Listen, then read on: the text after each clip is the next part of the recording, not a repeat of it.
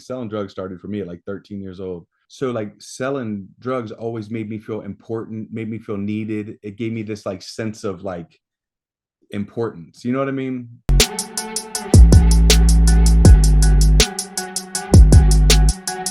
Dude, no homo, but your eyes are freaking crazy. I get that daily, bro. I I get it. bet. Yeah.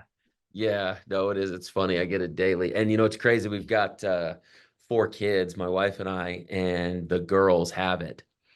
Oh, that's cool. I know. My wife is blonde, so man, you get that combination and it's like I'm gonna need bail money. Yeah, you could be in some trouble. Gonna need bail money for sure. Yeah. Where you live, where you reside. I live in Arlington, Texas. Oh, okay. Yeah, so it's kind of like in DFW. It's kind of right in the middle of Dallas and Fort Worth. Yeah, yeah, yeah. No, I'm familiar. The reason I'm familiar is because I would always get pissed off when I had to, I can't remember, you'll correct me, but there's a point where you drive from like either Austin to Dallas or Houston to Dallas where you got to pay the Jerry Jones tax toll. Yep, that's definitely true. There's a lot of Jones tax tolls around here. Oh man, I didn't realize that was a thing until they were like, oh yeah, if you land at this airport and you go that direction, you're gonna get the toll road. And then, you know, that basically comes because Jerry Jones had to build the stadium. It's true.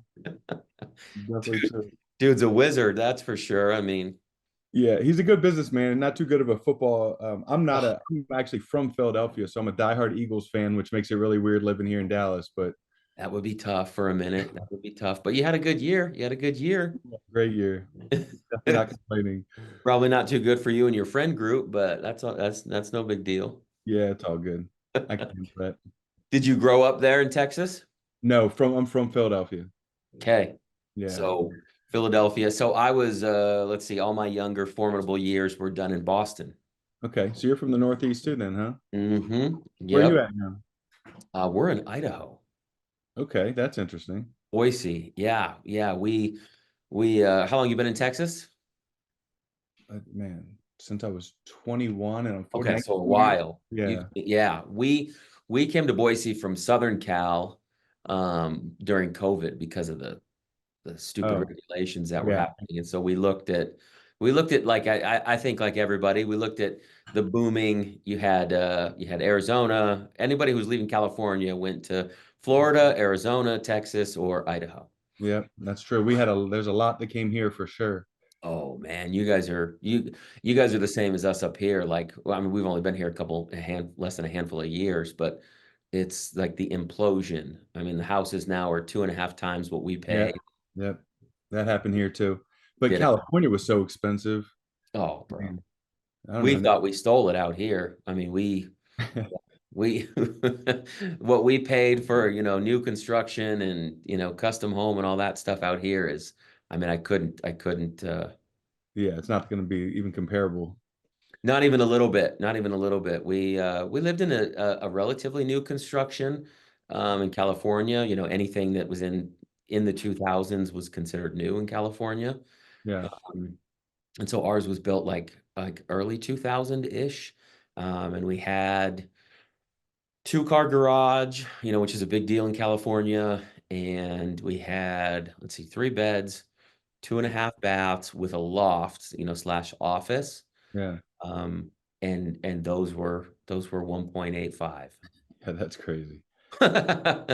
Yeah, I mean it's we had one around the corner from us. This is when I told my wife, I was like, all right, it's time to cash out. We had one around the corner from us that was a fix and flip, it was just a rehabber, and it was 1,000 square feet, just over 1,000 square feet. And it had popped at like 900 That's foot. that's it's like an efficiency apartment here. It's actually Oh, yeah, like it's a halfway house, or yeah, it, literally. it's interesting, man. And it's so now that a lot of people went to Texas and the home values jacked up, and same thing with Boise and the home values went crazy. So we've been the recipient of both of those booms, but Well, that's nonetheless, I basically did half my life on the East Coast, and the other half of my life out here on the West Coast. So I enjoy the sunshine more than the snow. yeah, I do too. Texas, we got a lot of sunshine. We don't get much snow. Yeah. Yeah. Do you get the humidity? It's a little humid, but I mean, I can deal with it. It's better than I don't. I mean, I do like the cold. I don't know. I don't even really know. I go back and forth, honestly. Like when it's real hot here, I'm like, man, I miss the winters. And then when it's cold, I'm like, man, I miss the heat. So it just goes back and We forth. at least get 4 seasons. Yeah, we don't. Really? Yeah, our Is it, winter is like two is it, weeks, oh, okay. and it doesn't snow. It ices. So like it'll rain, and then Ooh, there'll be water everywhere, and then it'll freeze over, and you just have ice everywhere. everywhere. Is that when the pipes froze? Yep. That Like, happened a couple of years ago. It was really bad. We were like, yes. because our infrastructure isn't set up for it. Like we don't have, in Boston, when they knew it was going to snow, they have trucks dropping salt Yeah. everywhere. We don't have those. So you Yeah. just have a bunch of mom and pop pickup trucks just dropping salt out of the back, like a guy standing in the back with the bag of salt, just dropping it out. Like we don't have salt trucks here, you know? All bad, all bad. Yeah, no, no. At least back east, you had the infrastructure. They do it the night before, and Yep. they'd close All right. government buildings and schools when it was appropriate. But yeah, it's funny out. So yeah, we at least get the 4 seasons, and plus I still get to travel quite a bit. So this is an easy, Boise to Salt Lake, Boise to Nevada, Boise to Arizona, Boise to California, Boise Yeah, to you are kind of right in a central location too. easy. It's almost a direct flight everywhere. It's almost a direct on this side of obviously this side of, Yeah, of the country. Getting to Florida from here is like it's a bad idea, but it's a bad idea. it's ugly. It is ugly. So you were born and raised in Philly, Yep. like the Fresh Prince of Bel-Air. Yep. I was actually not born. So I was born in Virginia Beach, Virginia. My dad is Navy guy. Okay. My dad's a retired commander in the Navy. And so I lived there for a few years. And then my mom decided she didn't want to do this family thing anymore. She kind of left. And then so my dad took me and my sister to where he grew up, and that's Philadelphia. So we were always there anyway. Because like when my dad would get out of work, we would go to Philadelphia for like weekends and stuff in summers so it was kind of like his home base, kind of where we spent a lot of time anyway. Interesting. Okay. How was that when mom left? How hard was that? Yeah, that was rough.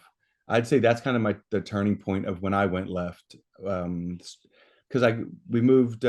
My dad took us to Philadelphia when he retired, and that was right when my mom left. And he got a job like an hour away as an ROTC instructor, which just left me with all this freedom. I mean, he would leave at 4 in the morning, drive to work, I just had all day to myself, and started just experimenting, smoking weed, drinking in the woods, just the basic little stuff like that. And I just, for about 13, 14 years, I could just never get a hold of it. It just kind of Golly. took What over. what what age was that when mom left? What was that I time was period? 12. 12. 12. So by 13, I was already smoking weed and drinking in the woods. Um, and I was able to like kind of hide it for a while, like kind of like maintain. And, I was a good athlete. I played a lot of sports. I had a Yep. couple offers come like junior, senior year to go play soccer at a couple really good Division I schools. And senior year, I got arrested with a large amount of marijuana, and then all those got taken off the table. Dang it, bro. Yeah. Mm. And the marijuana and the drinking, it was just kind of recreational at that point. You weren't knocking over liquor stores or doing burglaries. Correct. And I never did. Like I was always the thing with me was as soon as I started smoking weed, I realized you'll see when you hear like I've always just been into being like an entrepreneur. Like as soon as I started smoking weed, I was selling weed. Like I didn't just because I had to figure out how I could get more. You know what I mean? And at 13 years old, I don't have any money to go buy weed. So, but I knew a bunch of kids that wanted it. So like that started young. Selling drugs started for me at like 13 years old. Wow. And so it was just your circle of influence. You got it.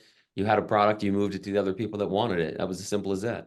It's that simple. And honestly, like I hadn't it kind of built me up. Like I kind of and this is my entire life. I had like, I don't even know how to describe it. People look at me like thinking like, oh man, this guy's this cocky, confident. And then they get to know me and they realize I'm not. Like I'm like a little puppy dog on the inside. So like selling drugs always made me feel important, made me feel needed. It gave me this like sense of like importance. You know what I mean? So like I kind of ate that up. It was even my whole life, I think it was even more about the way I needed, like the way I felt from selling drugs than it was about like making or saving money. I don't know. Does that make sense? It's interesting you say that, and it does make sense. And I'll tell you why, at least for me, Two reasons. One, when I grew up, my dad was a organized crime figure. And for me, even though I knew that what he was doing was wrong or ugly or nasty, fill in the blank, um, to your point, there was still this ego when he would call, and I'm 16 years old, and he would say, "Hey, meet me at this bar because this is what's going to happen." And even though you knew you were just going to go and hurt people, beat people up, drag people out, there was this sense of importance. There Yeah. was this sense of like, I'm going to be with my dad. So how bad could it be? How wrong could I be? Yeah, that makes sense. It was intense, man. So yeah, it was it makes total sense to me. But then I also think, lucky for you that it didn't go this path, but almost everybody I sit across from, the reason they joined a gang was for that sense of importance or that sense of family. It's funny you say that. And I don't want to like jump too far ahead, but now Good. I have like 15 young men that I have a nonprofit called Second Chance Mentors where I Yep, work I with know. a bunch of these kids have been kicked out of school for fighting or drugs, and a lot of them don't have a dad around. And one of my hardest things is being able to keep them out of gangs because they want that like that love or insurance that they think that they're going to get from these guys in these gangs. You know what I mean? So that's one thing that it's, and a lot of it comes from just like you said, that sense of wanting to feel important and needed, you know? And I can tell you from sitting across from gang members for the last decade, all the homies go away as soon as the sentence drops. Like, oh, it's gone. Like you turn that, as soon as you turn that scale off, like as soon as that scale got turned off, or like you said, you go to prison, I swear I did my whole bid. I don't think I talked to a single person. And I would have sworn these guys were like my best friends. You know what I mean? It's 7 years without, or a little over 6 years. And I don't think that, I don't think anybody reached out to me. It's kind of crazy. Doesn't surprise me one bit, bro. I get those phone calls and I sit with those guys and I get the guys that come out. I just was talking to a guy that actually in Texas and black dude that just did 40 straight and he's like, I didn't tell. And they gave him a 6 year opportunity. They said, hey, if you write a story and you cooperate, we'll give you 6 years. And if you don't, we're going to give you 40 flat. And he said his brother was in the cell next to him, and his brother was crying, and his brother was like, "Man, we know you're going to have to take that 40 because we know that you're not going to tell." And his brother was like pleading with him, like, I've seen good dudes go down for life. Like this is going to be your life. You can't do this." And he was convinced that the homies had his back. He took that 40 piece at 20, 21 years old. I try to tell people all that time that whole like bro code or street code or whatever you want to call it, that is all that is to try to keep people to shut up because that is not real. As soon as crap hits the fan, it's everyone for themselves. Oh, bro, all day long, especially when reality hits, like Yeah. forget about it. And everybody's version of like rock bottom or reality is a little bit different. So you never know what weaknesses or strings can be pulled on the part of somebody else. Yeah, it's true. Man, it's crazy. Yeah. So when was the first time that you had law enforcement like interaction? So I guess kind of I when I didn't get that scholarship to play soccer, I ended up going to a Division II school in college. Again, at this point, I was already cocaine and like Everything. it was already, yeah, it was everything. And so I ended up going to this Division II school. The first semester I did okay, and then I pledged a fraternity. And I pledged the fraternity of all like all the drug dealers on campus were in this one fraternity. And I was doing I ended up failing out of school, but staying living in the frat house and just continuing to sell to these kids in college, right? Then I had my first run in with the police then, but it didn't turn into it's actually a crazy story. You want to hear the story real I quick? do. Yeah, yeah, yeah. Of course I do. It's like the definition of racism, right? Like on the opposite. So me and my three friends, all three black friends, went to Philly. It was my connect, right? They wanted a pound of weed, so we went down there. I got them a pound of weed.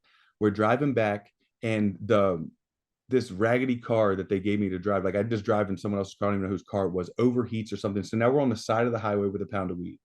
A state trooper pulls up and starts he's you know how they separate everyone, they're like they separate all three people, and so they talk to the first kid, nothing, they talk to the second kid, and that's when they found the pound of weed in his, because they say, hey, let me pat you down, and they found it in his like the back of his sweatpants. Then they talk to the third kid, and a paddy wagon pulls up, arrests, takes the first two kids and kids, 19-year-old kids, takes the first two kids in the car. The guy that had the weed, they put him in a separate car. The cop comes up to me at the end and says, "This is what happened. You had no idea what they were going to Philly for. You didn't know that you were driving down there to get weed. You thought you were just driving your friends to Philly. You had no idea what's going on. They used you for a ride, and I'm going to take you home." The cop takes me home and drops me off at my apartment. And I was like, and now at this point, I didn't even like realize what had just happened. I'm just thinking to myself, like, oh my God, thank you so much, you know? But then I start getting paranoid that when they get down to the station, they're gonna say, no, it was his idea. Like I'm sure that they're coming back. So that's when I reached out to my mom who lived in Texas. So remember when we went to Philly, my mom went to Texas. So I call my mom and I'm like, hey mom, like I need to get out of here. I think that I'm gonna get in trouble if I don't leave. So she gets me a Greyhound bus ticket. It takes like 6 days to get from from Pennsylvania to Texas. Because I just thought, oh my God, I need to get out of here. They're gonna come back for me because of this case. And I don't know whatever happened, but I literally that's how the transition happened from Pennsylvania to Texas. Wow. So no charges though. No So no charges from charges, no. that. So nothing happened with that. So then I get to Texas, and I'm like, it doesn't take a week, and I'm right into the same stuff that if you don't Really? change your mindset, you're gonna find people. So there was a bar right down the street, like literally within the first week, I'm already doing coke and back doing drugs, working at the bar.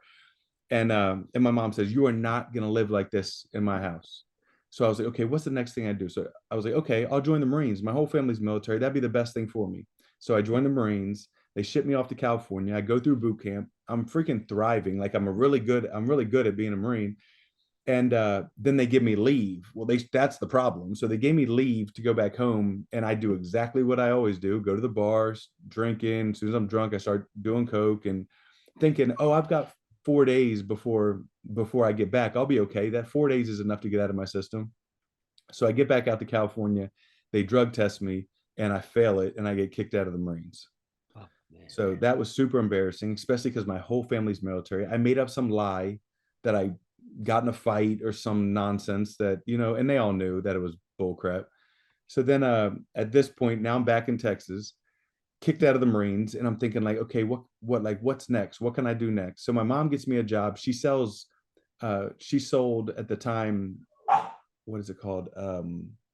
Warranties on used cars. So she gets me a job at a used car dealership, and I'm selling cars, and I'm actually really good at it. And I'm kicking butt selling cars, making pretty good money, more money than I've ever made before. And I meet this girl. We start dating. Actually, funny story. So when I met her, Philly, be quiet. Sorry, my dog's tripping. When I meet this girl at a bar, and our first date, she's like, we go out and she's like, I'm on the run from the police. I'm like, on the run from the police from what? This girl's 5 foot tall, this little Hispanic girl. Like you would never have any idea that she was doing anything wrong. She was like, yeah, I'm living in a hotel because I'm on the run from the police. And I was like, oh, well, that's interesting. Like, so this, I'm not, now that I look back, it looks ridiculous. That's funny. So I move her in with me the first day I met her. Of course. Why wouldn't you? It makes no sense. So I move her in with me the first day that I meet her, and I didn't. And she sold meth. She had been using and Oh, selling meth for a long time, and I pretended like, yeah, I've done that stuff before. Like never had tried it before, and I was like, yeah, I've done that. So I end up smoking, doing meth with this girl, um, and just get spun out for a while. Like I quit the job at the car dealership, and basically because she's on the run and she's a dealer, I just start doing all the meeting people for her so she could stay behind and not risk getting in trouble because she's on the run, right? So that was the start of this whole like what led me to big trouble.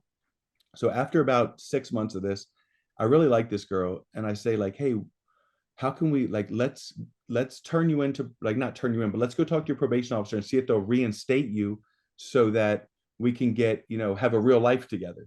And she's like, okay. So we go in there, and they lied to us on the phone. They're like, yeah, just come in, we'll do a walkthrough. Yeah, not at all. As soon as we got there, they detained her.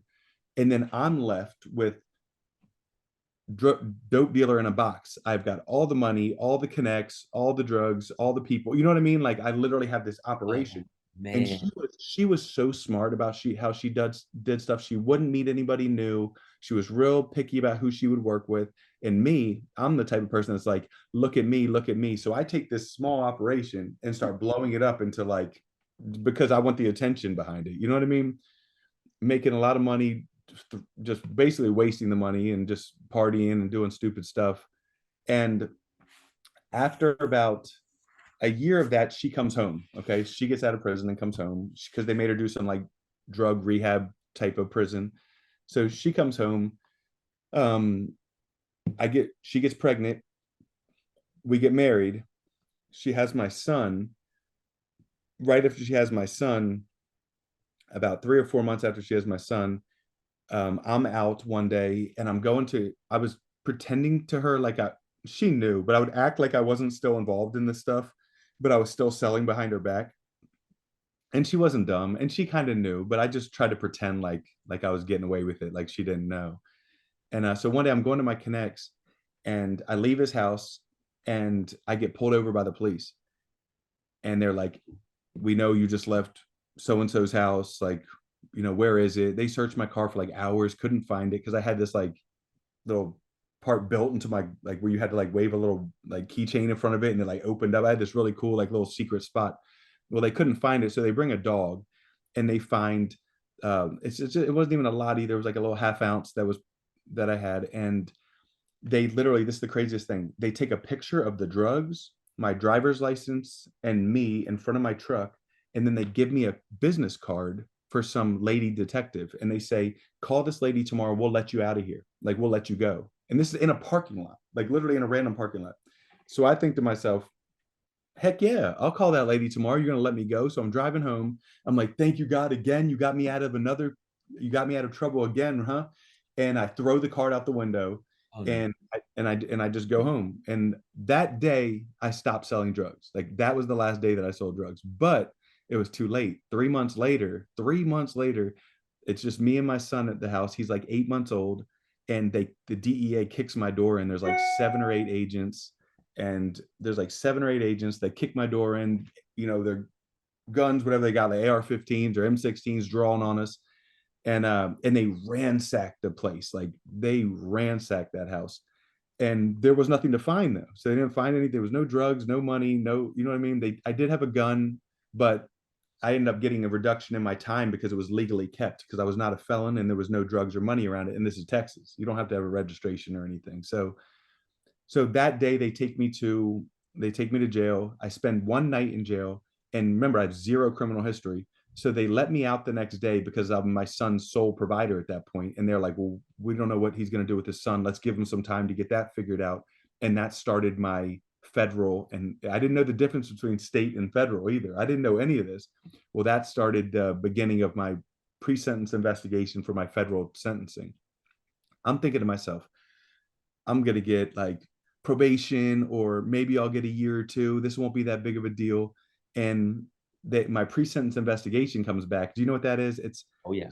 Tell so everybody else though. Keep going. so pre-sentence investigation is the feds basically do a full investigation of you, and they put everything that they can on your case and try to give you as much time as possible. Then you go in front of the judge with that pre-sentence investigation, and the judge determines out of all that what's going to stick and what's not. So my pre-sentence investigation came back. They wanted to give me 19 years for my first time in prison, for my first time in trouble. Dude, I was sick. Like I was crying like a baby in jail. Like it was the worst thing that like I could have. I had a 1-year-old son. Like being a good father was important to me. I wasn't living that way, but it was something like, now that I was clean too, like it was like, oh my God, I ruined this. So after they dropped a couple things and I do get sentenced, I get sentenced to 13 and a half years. And federal, you're doing 85% of your time, right? So that's a lot of time. And at that point, I'm like, I'm a mess trying to figure out like how this is going to work. I'm like, my son's going to be 11 years old when I get out of prison. Like I'm trying to make the best of it, like talking to myself about how it, um, and anyway, so from there they shipped me off. I started in Oakdale, Louisiana. Then they sent me to Forest City, Arkansas. Then I finished in Texarkana, Texas. But one thing I'll say is, and if I think that your podcast goes into the prisons, right? Like the most important thing I could say is like I would recommend anyone take advantage of every single opportunity. There's so much in prison that you, dude, I got 4 personal training certifications. I lost 100 pounds. I went to East Arkansas Community College for a 2-year associate's degree. Like if there was a course, dude, I was taking it. I took every parenting course. I spent I ended up doing 6.5. I ended up, because Obama gave everybody 2 years off if they didn't have drugs or violence on their case. That was in like I don't remember when it was. And then also that gun got dropped. So my sentence went from 13 and a half to like 7.5, and I did a little over 6. But I took advantage of every single thing that was offered in there. I got a cancer recovery certification for training people. I got nutrition certifications. I got weight resistance, endurance training, and then the personal training certifications. Like I took advantage of every single thing that I could do in there and got in no trouble. And then did a RDAP program, residential drug abuse program, which gave me another year off my sentence. So that's how I went from 7.5 to 6.5. um Dude, I was like, prison was the absolute best thing that ever happened to me in my entire life. And like, I'd say over my son, over my wife, over everything. And it's just because I wouldn't even be able to be a dad or be a husband if I wouldn't have taken that time so serious. Like people get, that woe is me, oh, I'm in prison, life is over. Like it's really not. You know what I mean? Like, I mean, if you have a life sentence, it might be, but I so recommend people take advantage of all those opportunities while they're in there, because you're just setting yourself, you could sit there and learn how to be a better criminal, right? Or you can set yourself up for when you get out to like still flourish. So am I just rambling, or am I I going? love it. No, it's perfect, man. You're making total sense. So I get out of prison after that RDAP program. And my life goals at this time, like my goals literally I had it written down, are to make $12.50 an hour so I can make $500 a week. I wanted to get an efficiency apartment, little car note, and just get my son back. That's all I cared about. Like that was it. So I get out of prison and immediately get a job making $12.50 an hour. It's so funny, as a personal trainer at this dude's gym. And I'm working there for maybe a month, and I meet this girl. She's a member. Let me rewind for 1 second. Me and my ex-wife, who my son's mom, had a super cool separation. Like I still love her to death to this day. She was here yesterday with my wife doing this. Like we're all like super cool. So it's like not a problem. But I got out of prison and immediately got that job, and I'm training at this gym. And I meet this girl there working out, and we start to get to know each other. And I'm bringing all these people into this dude's gym because I'm all proud of it. I'm so proud to be a personal trainer, bro. I'm like passing out my card at the mall and like trying to bring all these people in, and it was working. Like this dude's gym was blowing up because I mean, not to say it was all me, but um, it was really a cool opportunity. And this girl goes, Shawn, why don't we open our own gym? And I laughed and I said, Christy, I have $17 in my savings account, and I have a 490 credit score now because of prison. Like I couldn't pay my bills. And I thought I was going to lose her when I told her that. I was like, oh, why did I say that? But luckily she stuck around. And a couple months later, she says it again, like, Shawn, I really think that the Lord is telling me that we need to open our own gym. And I was like, girl, like, I don't like, that sounds cool and all, but I don't have any way to do this. And she says, Shawn, I have the money. And I was like, I didn't even know this, bro. Like, cause I had no idea. She didn't live that like lavish lifestyle or nothing. And I'm going to put her on blast. She doesn't tell this as much as I do, but my wife was a dancer for 13 years, but she doesn't do drugs. She doesn't have like a pimp. She saved every penny, dude. And she had all this money to be able to do this. So we opened that first gym so I got out of prison, got custody of my son, me and her got married, and we opened the first gym all within 9 months of being out of prison. And bro, that first gym, like, how some people say it takes like, it could take 2 years to become profitable in a business, or dude, I I was running all these marketing campaigns on social media that I didn't even know what I was doing. I was like free workouts in a park because they were building out the gym. And I was all over social media, like, we're doing these free workouts. Dude, I had this park with like 100 people in this park working out. They were getting fire ants all over them and like hands getting prickers in there. But by the time we opened the gym, I already had enough members signed up to cover the rent and the overhead. It was the craziest thing. Within the second month of having that gym, we were paying the bills at home. Like that gym, like it's nothing but God. Like so that gym just took off. And after about 6 months or so, I have a police officer come up to me and say, "Hey, Shawn, man, will you come and talk to these kids at this school, man? I think it would be cool if you would come share your story." And I was like, "Heck yeah, I will." So I went to this school called Turning Point Academy, and there's 33 kids, mostly young Black and Hispanic kids. And dude, they were, you know how people like, a lot of people would think, oh, those are bad kids. Those kids are not like, dude, these kids were so attentive and they were like asking the best questions. They were so respectful. And at the end, the counselor says to them, how many of you guys have like a male role model or father figure in your life? And three of the 33 kids raised their hand. Like I'm gonna tell you straight up, on that drive home, I cried. I'm not a tough guy. Like I cried driving home because I was like, okay, God, like I understand what you want me to do. So I started my nonprofit called Second Chance Mentors. I filed for it and it got approved. And then so what that program does is I go into the schools and I hang out with the kids that have been kicked out. So these schools are where they've already been kicked out of school. I tell them my story. I tell them about our program, and I just and then if they want to be in Second Chance Mentors, they have to apply, and we do like an interview. We take everybody, but I just want them to like feel like, because what happens is now they feel invested in like it was their choice, and rather than anytime I've taken a kid who's like mom said, "Hey Shawn, will you take, my son, he's not listening." I stopped doing that because I had to chase the kids around. I had to like, but the kids that feel like they chose it and got in themselves, dude, they're all in. So that started. That was just the beginning of Second Chance Mentors. Then we opened our second location of Second Chance Fitness, um, about 20 miles away from here, and that one was doing well. But I didn't have to be there. Like the gyms, I got them to where the gyms could run themselves, and I just had all this free time. Like the mentorship took up a couple hours a week, but the gyms were doing good. And I was like, okay, so I need to find something because let me be transparent. The gyms don't make a ton of money, Mhm. right? Like I love them and they're cool and like, but they don't make a ton of money. So I was like, okay, these are great. I like having these, but I need to figure out how to like build some wealth. You know what I mean? Because that's important. I mean, a lot of like, I was like, how can I make more money? So a friend of mine owned a roofing company and was like, "Man, dude, come work for me. Like, I'll get you. If you could just do it on totally on your part time." I had a big network from the gym of local people, and dude, within like, man, I must have sold 50 roofs my first year. It was crazy. And then I said, okay, well, now I know how to do it. So I said, bro, I love you, but I'm gonna go do this on my own now.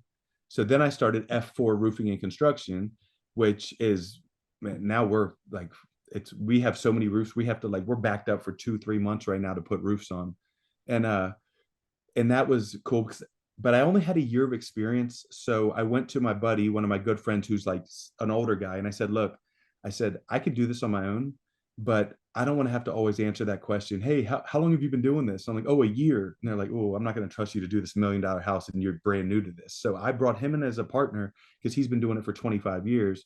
Um, and just to kind of, and he knows way more about the engineering side of it and also so the roofing company is thriving. So we have the two gyms, the roofing company, and then the mentorship, and that's where we're at now. Good gracious, bro. Living the dream, you are. It's kind of a cool story, right? It's more than kind of a cool story. It's incredible. You got to shout it from the rooftops, man. Yeah, I'm really proud of it, man. It's like, and I just want people, like, I really want people to know, like, especially guys in prison, that it's not over. Like, it's really not. Like, Bro, and you, not only is it not over, it's I just hung up with a guy who got a life sentence, had a life sentence, was given the life sentence, did 19 years on his life sentence, and then, because of legislation in the state and a little bit of Obama, a little bit of the second chance, carry the one, he's out. I was literally that's on cool. the phone with him. Like this is a guy who he did juvenile life, as they call it, which is 11 to 17. He did Yeah. juvenile life, got out, and then got life as an adult. On And the he's same charge or a different charge? different charge, man. How's he doing now? Is he on the right path? Bro, not only is he on the right path, he's on fire. Like he's been out 10 months. He's got the mentorship for the youth. He's a peer-to-peer counselor for the youth. He's going back into the jails. He's meeting the kids downtown, like at the boxing gyms, and like he's a fighter. He's a Mexican street kid. And so he knows that, and I think your bio or something says it, but basically you become that father figure that you needed. You become that person that you needed, Yeah. right? And So that's that's what I say, be who you needed. be Yeah. who you needed. It's so fantastic. And I Where'd think that that's come really from? cool. I think I just made it up. I think like I can't I think I just made it up. I don't know if people, if someone says that they've heard it somewhere else before, I wouldn't argue with them, but I don't think that I've got it. I think I just thought it was a cool thing to say. Man, but it's so true. It's so interesting. It's fun. So your son is now how old? 15. Okay, mine's 13, gonna be 14 next month. Yeah, that's a cool age. They're Isn't it though?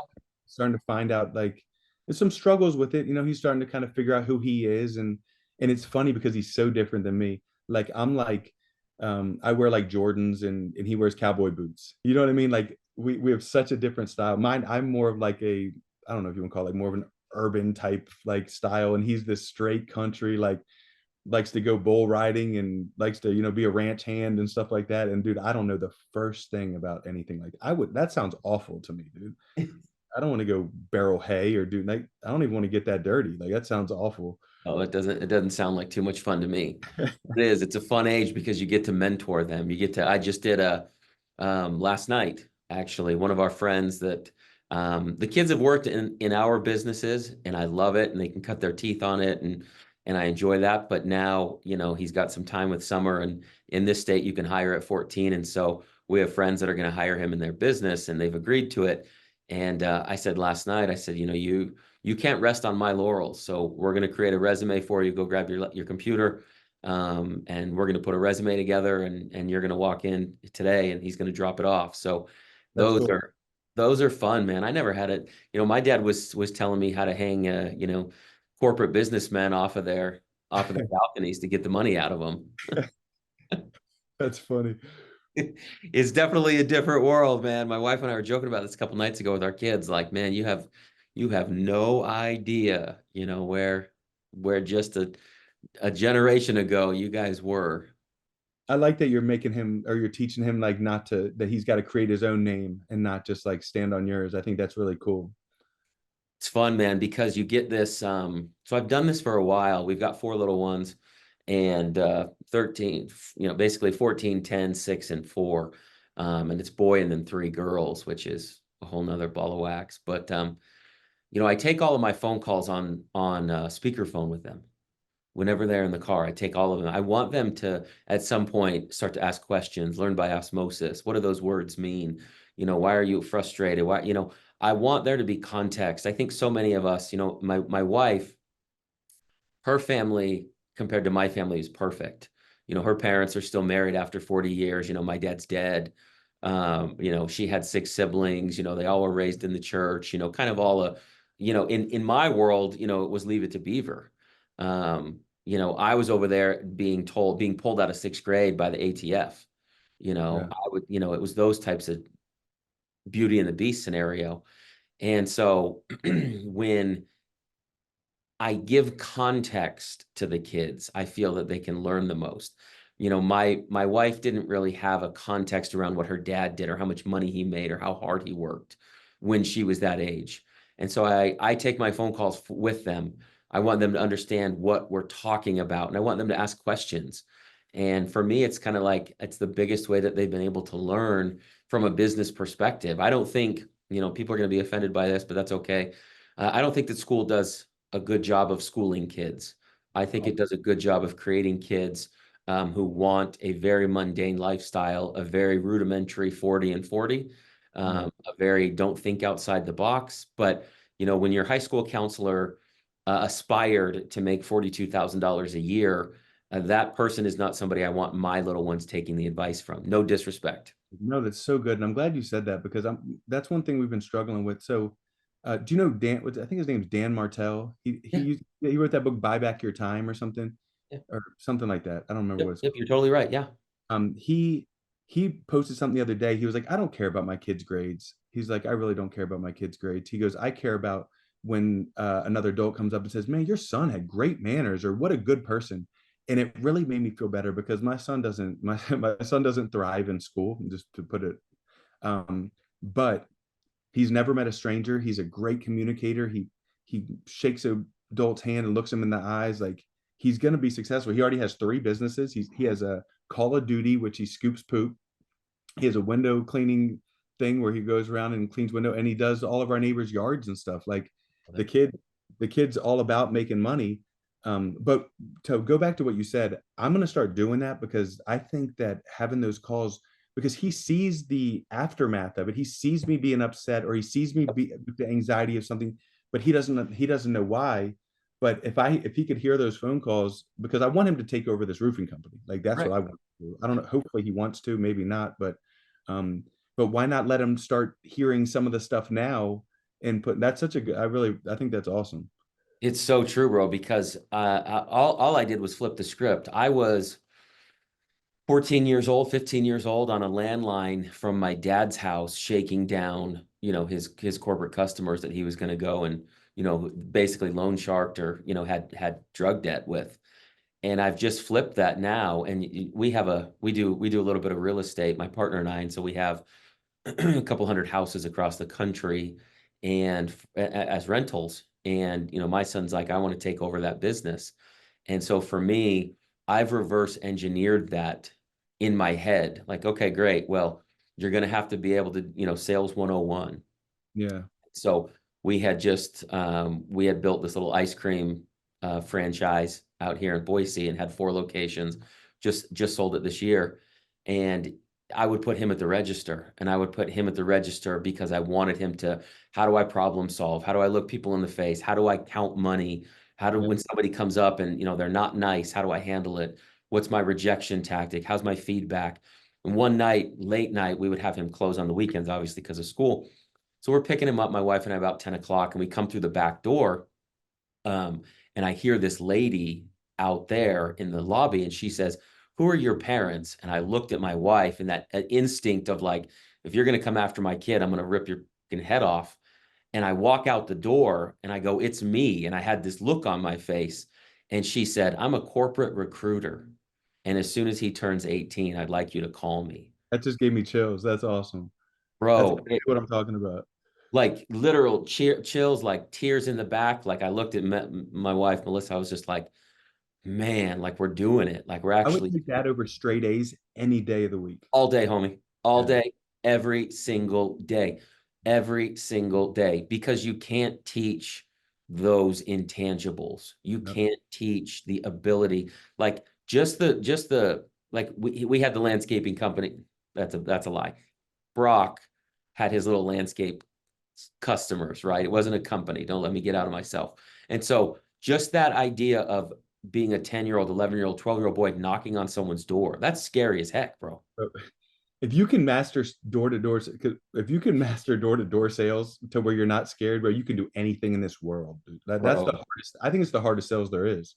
preach on it. I told my wife if we would have kids do door-to-door sales before college, most of them would either not go to college, or if they did, they would actually know the path that they wanted to choose. Yeah. That's Rejection, it's a prerequisite, bro. You know this. Yeah, that sales is all numbers. And if you can take no, I mean, you got to get through that 100 no's, but then all of a sudden that 101, you make Hmm. more money than you've ever made in your life. Like I mean, we don't do, I started out knocking doors with the roofing stuff.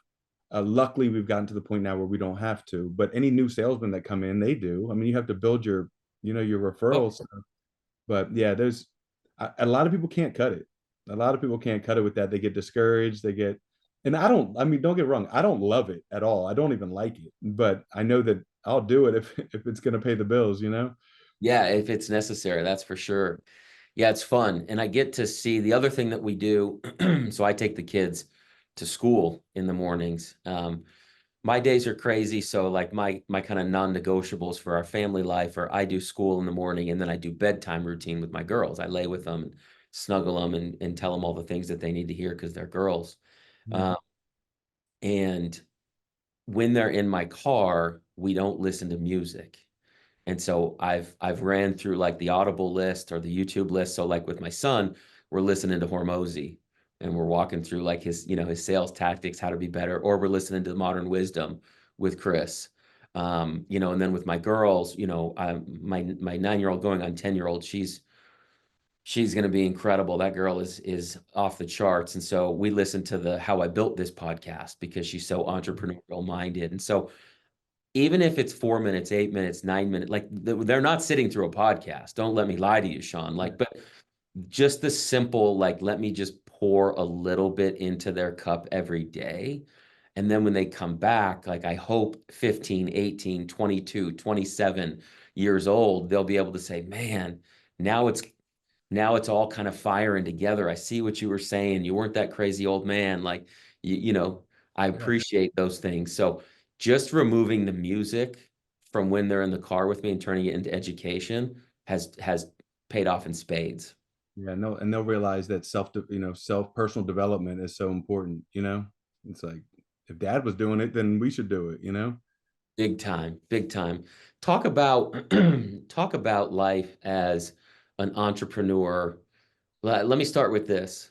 Talk about finding balance, and let me frame it up for you. Guys like you and I that have had time taken from them oftentimes struggle with balance because we go so far down. I need to make X. Yeah. So talk through that struggle if you had it, and then talk to the people on the other side of this watching it who are going to face it. Yeah, so I full transparency, I'm still struggling with that to this day. Like I don't have that figured out. Mm. Um, and I think the biggest problem for me, no, not I think, I know the biggest problem for me is the phone because I can't figure out how to put it down when I always have, that's why I turned it off. You know what I mean? Because there's always an email that needs to be responded to, a text needs always like 24/7. There's never not an email or text or phone call that needs to be made when you're running multiple businesses, right? So that's the biggest one to this day that I still struggle with. I can't, and I got to figure it out. Like I've had people tell me that I need to come home and just put the phone in a drawer for a couple hours and just no matter, because honestly, there's nothing that's that important. I feel like it is because I'm such a something comes up, I need to handle it. Something comes up, I need to handle it. And like, but my phone is the biggest one for me. I'm really present with my family as far as time, like being there, but I'm not present being there. I don't know if that, you know what I mean? Like I'm there in person, but I'm not always or very much there mentally. So it's constantly the like, oh, dad, dad, dad, dad. Oh, what up, buddy? What, you know what I mean? Because I'm on my phone. But it's not good. And I need to figure out how to do that because it makes my son and wife feel like they're not important to me. Like that's how they take it. Like if I was important to them, he would hear me or he would listen. But my mind is just so problem solve, problem solve, problem solve, problem solve. And even when my wife comes to me and says, Shawn, this, and this happened today. I'm like, and she's upset about it. I'm like, okay, well, did you do this? Or did you do this? Or, hey, you need to do this. And she's like, no, okay, but no, it made me feel sad. And I'm like, okay, well, did you do this? And like Oh, I'm trying to learn how I just need to say, oh man, babe, I'm so sorry that it made you feel that way. Like, is there anything you want to talk about? Is there anything we can, instead of trying to solve the problem all the time? mhm. I'm trying to figure out how to, Are you uh, doing date nights with the wife? yes and no. Not as much as I should. And I mean, we do, but a lot of times another couple ends up being around, like, or we end up meeting other people and not enough intentional. I definitely need to be more intentional with that. Hmm. Like, Yeah, even, that's a big one for us. Keep yeah. going. And even if it's just like once a month, but all the way dialed in intentional. Like, I almost need to leave my phone at the house. Like, I think that's what I'm going to do. Sometimes it's funny. Sometimes we do a podcast like this and I'm like learning through the podcast, but I'll tell you what. I'll tell you what's been great for us, and so my wife and I agree on a couple things in life, and one of them is massages and the spa. I'm a big fan of like cold therapy, hot therapy. I'm a big fan of like a real deep tissue massage. Most of my stress is always carried mentally because it's the numbers and the constant problem solving. And so she loves to go to the spa. I love to go to the spa. And you can go, and I'm sure in your town you have them because you're in a big city, but you can go and get a day pass to like the best spa in town, the best hotel. You can go to the Ritz or the Wilshire or the Four Seasons, and you can get this 4 hour day spa pass. And the beautiful part about that is the phones are not allowed in the spa. see, that's cool. And so now there you guys are. You're hitting the eucalyptus, in the sauna. Obviously she's in a bikini and both of our wives are hot, so that works out to our benefit. And so you kind of get all of this, and the next thing you know, you're eating healthy because you're there, and you've got, and then the only thing that you can do is just conversate. And you kind of go into this like I'm a weirdo for the cold plunge, like how long can I stay in here? Because I love the abuse. And so it becomes this cathartic experience for the two of you, and there's no it's almost like you're just laid there bare, right? It's just you and your robes, and you're going through this experience for 3 hours, 4 hours. And I promise you, bro, it doesn't cost $200. It's an incredible experience. And even if it's, once a month on a Tuesday or whatever day that's easiest for you, dropping, making sure your son gets to school and then going from 8 to 11 or 9 to 12 and clearing the day, it almost gets you out of so many other obligations because you've so filled up her cup. I think that sounds like an awesome idea. And she would love that. And we do the massage stuff anyway, but we go by ourselves and we do, Yep. um, Yep. that's That's been huge. huge for us. And then I think the other thing, now that you've got with your son, one of the things that I've noticed is, with my girls, a lot easier because they're girls and they're okay with it. And so we go on our date nights with the girls. Um, and so we've adjusted some of the things in our family. So like birthdays, for example, we now let the birthday kid choose where they're going to eat. We don't do the presents at home and the cake at home. I don't want to be that family because the Amazon truck shows up every damn day here. Like, Here's God. right? Like, Yeah. do we really need another Amazon purchase on this day? And so it's more fun for us to go like, hey, what restaurant do you want to go to? And now my 6-year-old, for some odd reason, is in love with the Cheesecake Factory. And she doesn't even know why, other than when you walk in, there's that case at the front, right? And it's got the 50 different types of All the cheesecake. different, yeah. She's just a kid that's overwhelmed and enamored by it. Like she doesn't, oh, I want this pasta dish, none of that. She just wants the experience. And so that's been fun for her to go and pick. And she's had more joy come out of that birthday experience than anything we would have put at the table. And so I, That's I preface that to say this is like with your son asking you, like, dad, dad, dad, dad, dad, I would see what you could do on a monthly basis to get ahead of him. And so, for example, and I'll tell you that there's this cat named John Delony, Delony. The guy's an absolute genius online. And so John actually pulled his kid, his son, out of Friday's first period once a month, and he took him to the Waffle House for breakfast. And he said, I got to see how he interacted with the waitresses. Then over time they got to know him, so they invested in him and he invested in them. He got to understand that this Friday was a special day. And so the other 28 or 29 days out of the month, he didn't screw up or he was present, he was waiting for it. And so it became this, even though it was just a $19 Waffle House, right? It wasn't the spa with the wife where that's the 4-star experience. yeah. It was this Waffle House experience with his son that allowed them to connect. And you and I agreed already, like school is whatever, like move on. So I bet you could take that kid from a first period, 7:35 to 9:15. You know what I mean? Go grab a Waffle House breakfast with him. Hey, how are we? What's going on? What's the deal? Where do you need? Like, talk to me outside of this.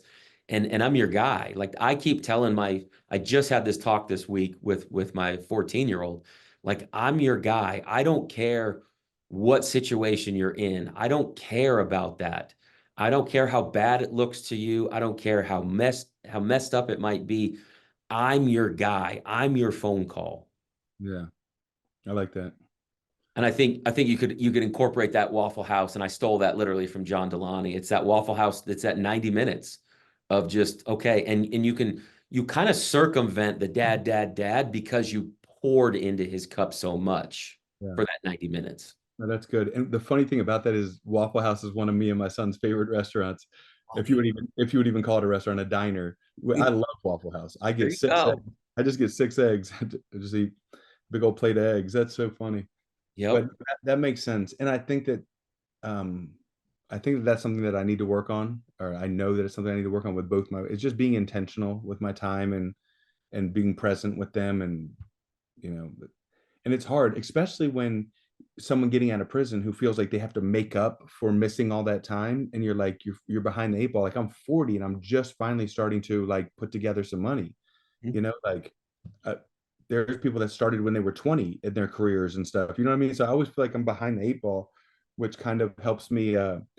I guess it helps me, or doesn't in this situation, but it helps me push hard. But at the same time, am I pushing past my family? You know what I mean? And that's some things that I need to make sure that I'm aware of.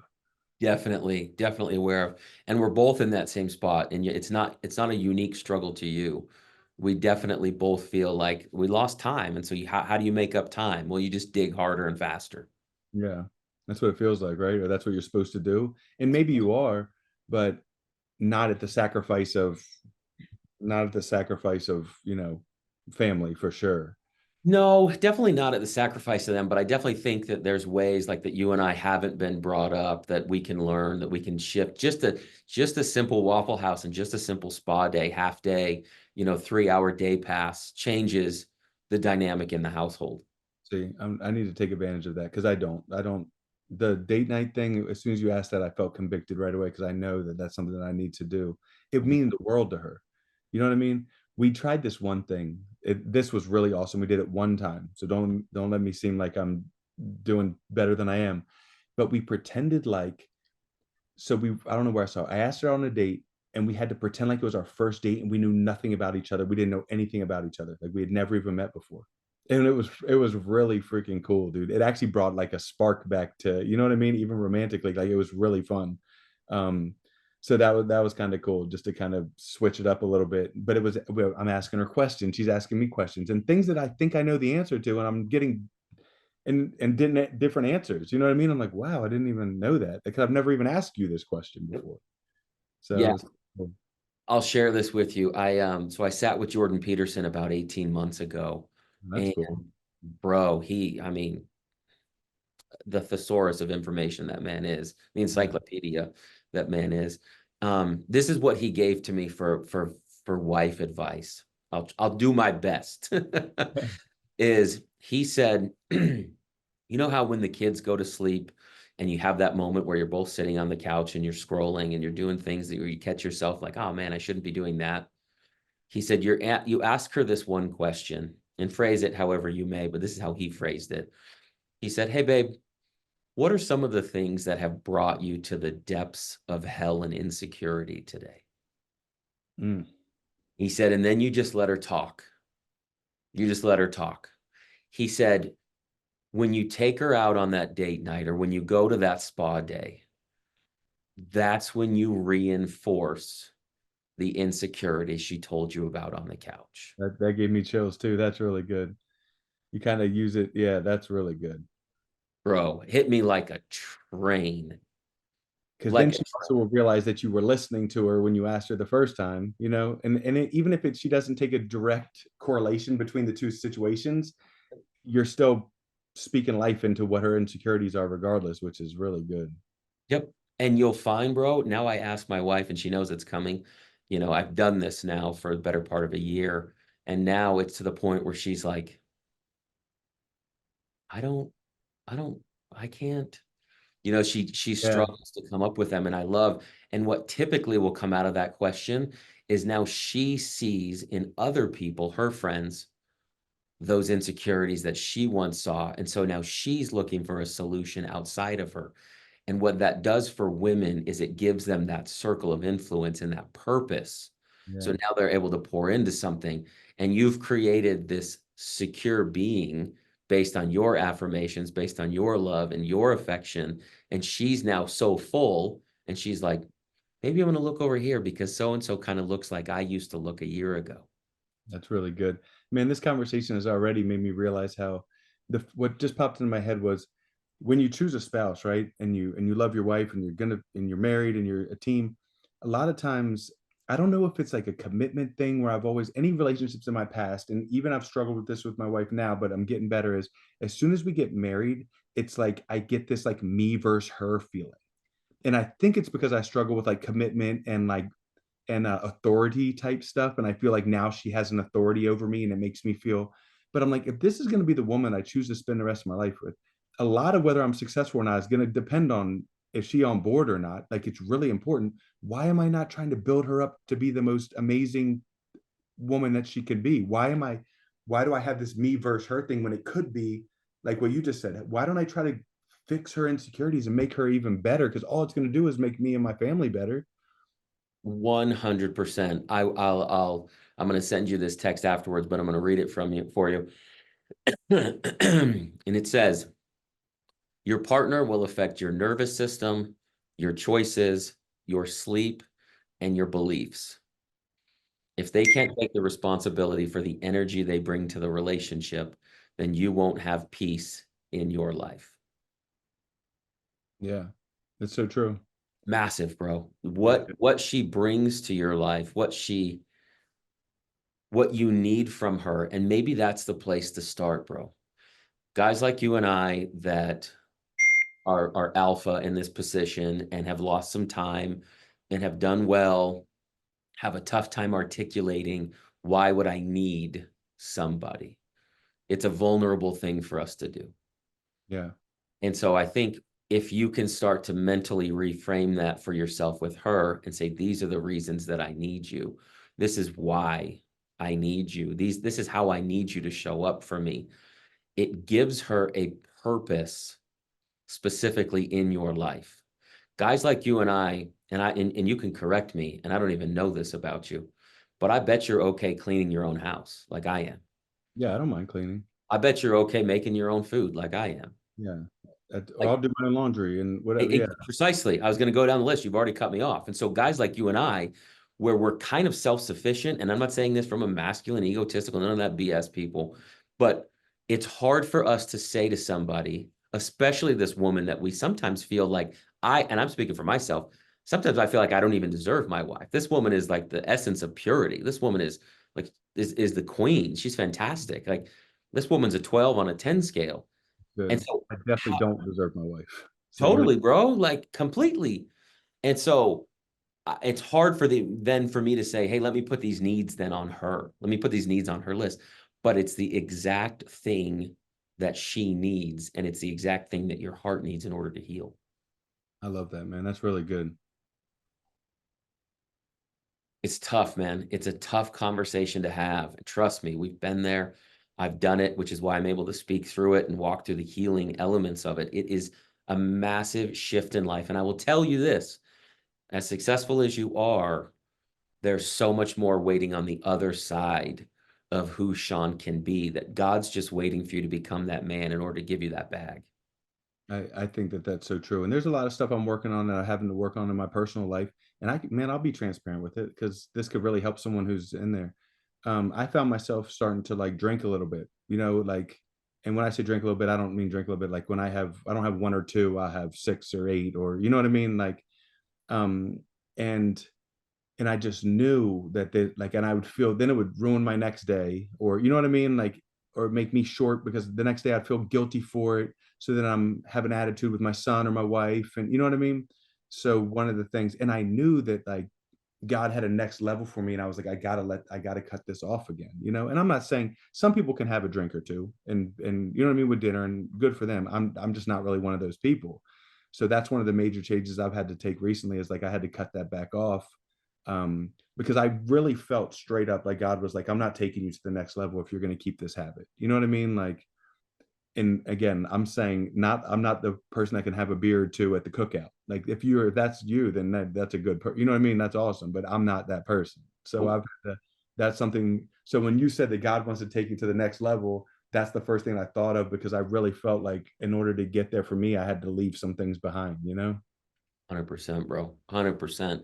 And then you get to become that next version of yourself because you're not afraid to work. You're not afraid to put in the grind. You're not afraid to do any of those things, which is difficult in today's world. This next generation is afraid to work and they don't want to put in the time. Yeah. Those aren't the things that are stunting your growth per se. I think the things that are stunting your growth are the ability to look inside yourself, love yourself first, and to really look in the mirror and be like, this is who Shawn is. I am, and fill in the blank. I am a good dad. I am a present father. I am an excellent husband. I am a great lover. I am a provider. I am a protector. Like you've got to walk through the I am statements and be confident about them and articulate them to yourself in the mirror. And then when you show up for your wife, you show up in that most loving way to where when she presents something to you, you're able to reframe it. Instead of trying to solve it for her, you think to yourself, well, what insecurities inside of her is she experiencing that she felt she couldn't solve this on her own? That's so good, dude. That is so good. I've never done an I am statement, I think. And when you first said it, I almost wanted to roll my eyes about myself, like not at you, but thinking to me like in the mirror saying, I am a good, because I think to myself like, are you? Because I do struggle with kind of like Mhm. insecurity type stuff, and you know what I mean. Um, but that's why when she does bring something up to me, I'm easily offended because I'm trying to maintain this false like Ego. fake, yeah, this ego. So I'm trying.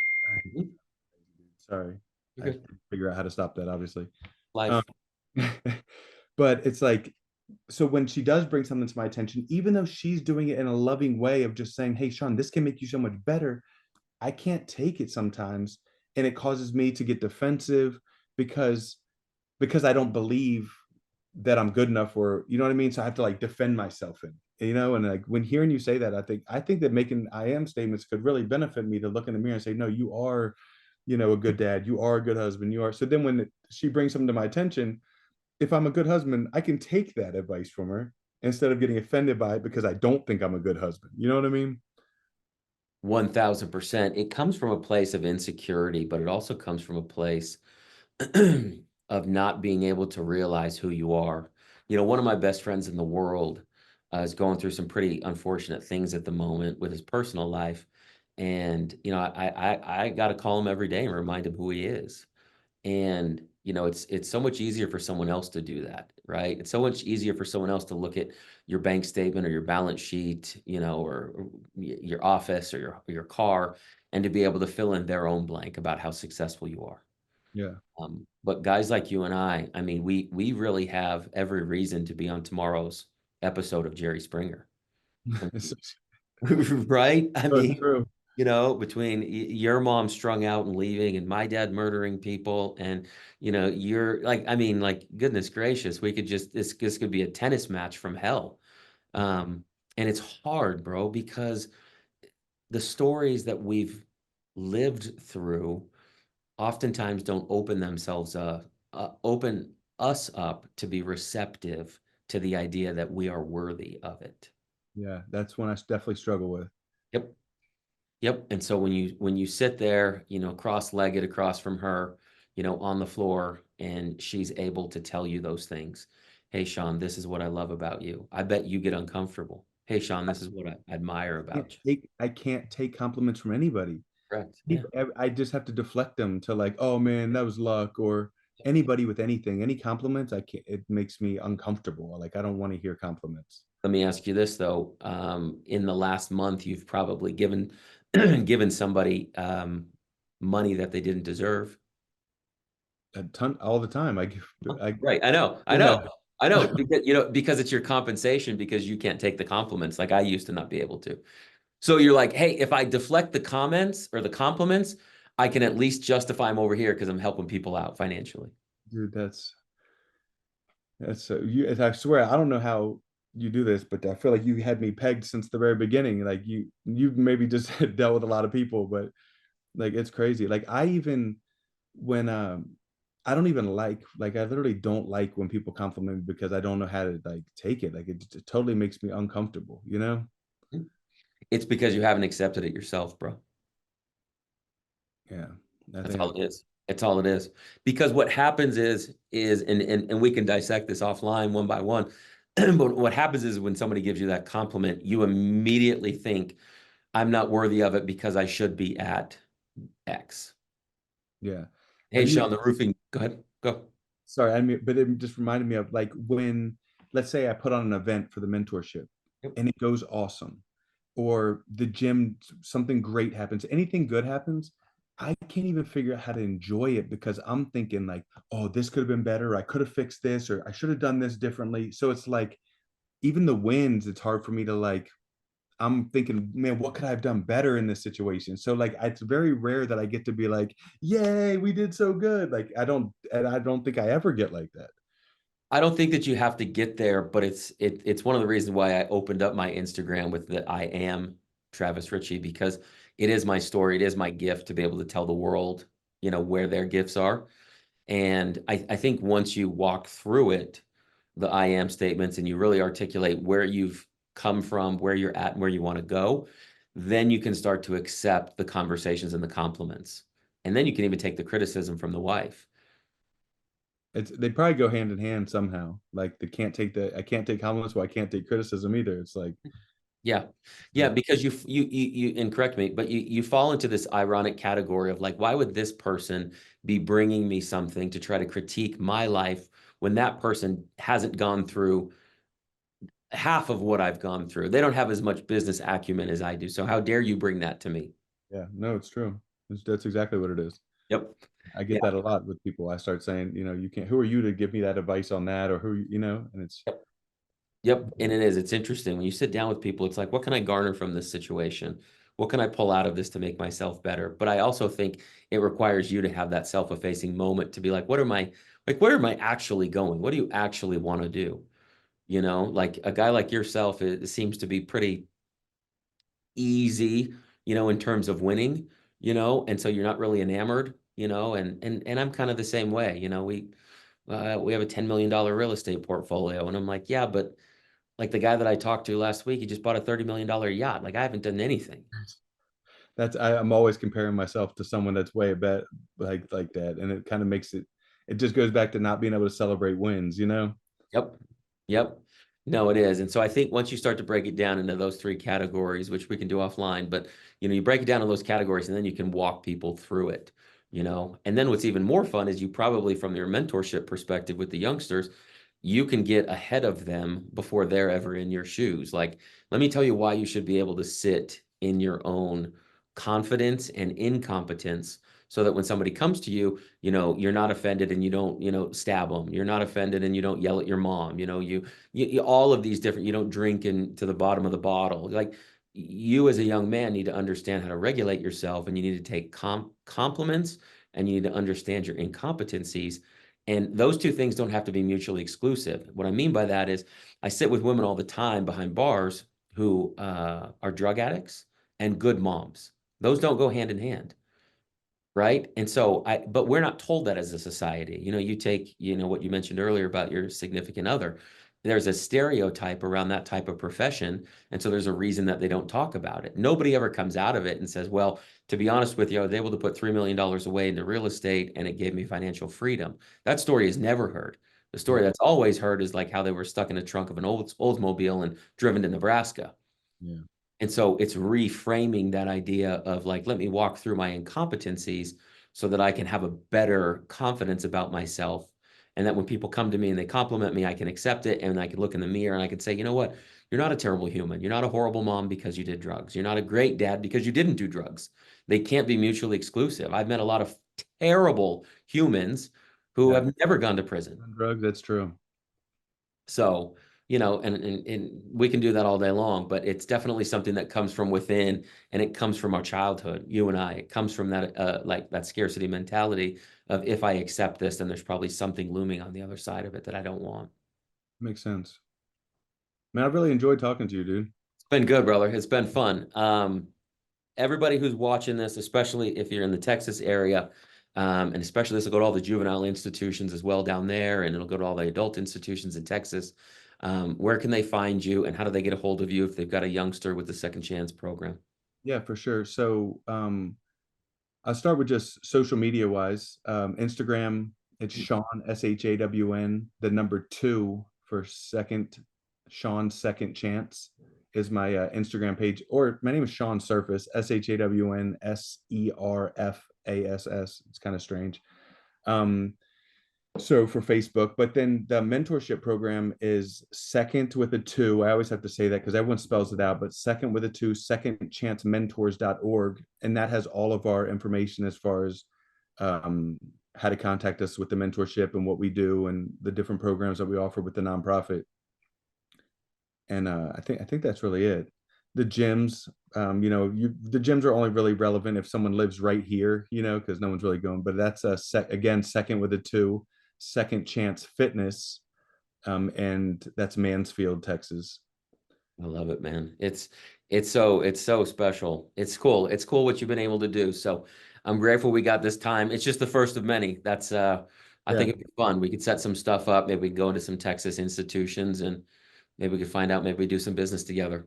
I would love that, man. I would really like to get more involved in what you have going on because I haven't. One of my goals is to figure out how to get back into the prisons, and I haven't made that happen yet. Oh man, that's Ever easy. have you ever need a team to go with you or something, dude? I'm all in. Let me know. Yeah, we could set that up, especially if you're willing to travel. We're all over the country. You could come in and yeah, it could be a lot of fun for you. Yeah, I'll go anywhere. And I could probably connect that with the mentorship somehow. You know what I Easily. mean? Like, it's probably Easily. some way to do that. Easily.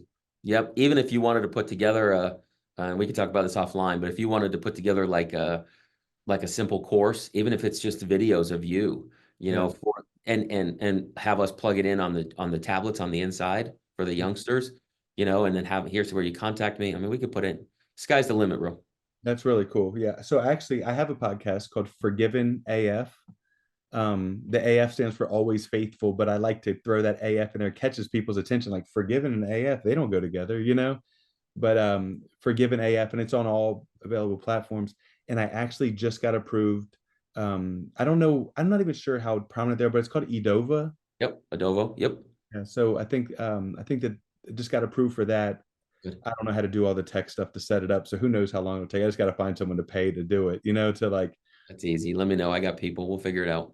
Well, but so that'll be cool. I would love, I'd love to get that. It's just kind of conversations like this, fatherhood, mentorship, just different things like that. People who have overcome. It's kind of just the same lane that you're in. I'm a little bit behind you, maybe a lot behind you, but it's cool to meet you and see what you're doing, man, because it's really a cool thing. Been a blessing, bro. It's been a massive blessing. It's been really, really fun. So I get to change the world and hopefully some lives in Yeah. the beginning. So it'll be fun. I'm glad we connected, brother. Yeah, Let's man. let's talk offline and let's see what we can do together next. Cool. Sounds good. Nice to meet you, Travis. Likewise, brother.